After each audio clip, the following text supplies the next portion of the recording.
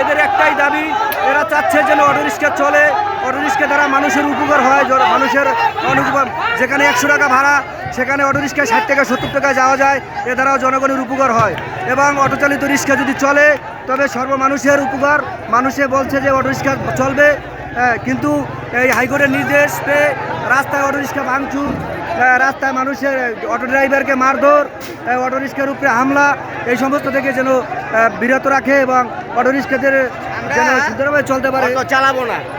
আমাদের জন্য যখন দেশে এত ক্ষতি, পাবলিকের ক্ষতি, জনগণের ক্ষতি, সব দিকে যদি ক্ষতি হয় আমরা চালাবো না। আমাদের কর্মযোগ, আমরা এর থেকে কি চাই না? যারা বেকার আছে, শিক্ষিত বেকার আছে, তাদের কর্মস্থান দেব, আমরা অটোরিক্সা চালাবো না। কেন বিরোধী করবো? আমাদের শিক্ষাগত যোগ্যতা আছে, তাই আমরা চাকরি পাচ্ছি না, বিধায় বেছে নিয়েছি কর্ম অটোরিক্সা। এত বড় একটা গুরুত্বপূর্ণ সিদ্ধান্তের বেলা সরকারের অবশ্যই চিন্তা ভাবনা করা উচিত, কারণ এরা সবাই এরা মানে রোজ আনে রোজ খায়, তাই না? এরা রোজ আনে রোজ খায়।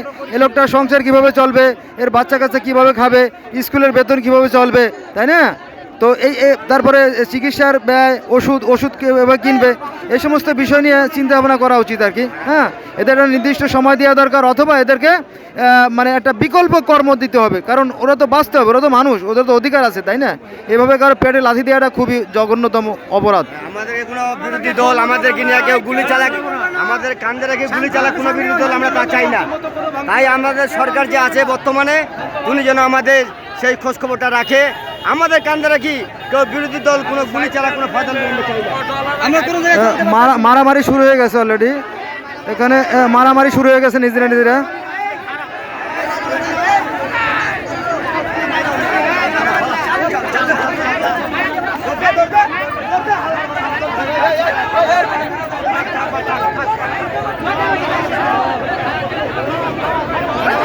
মারামারি করো না।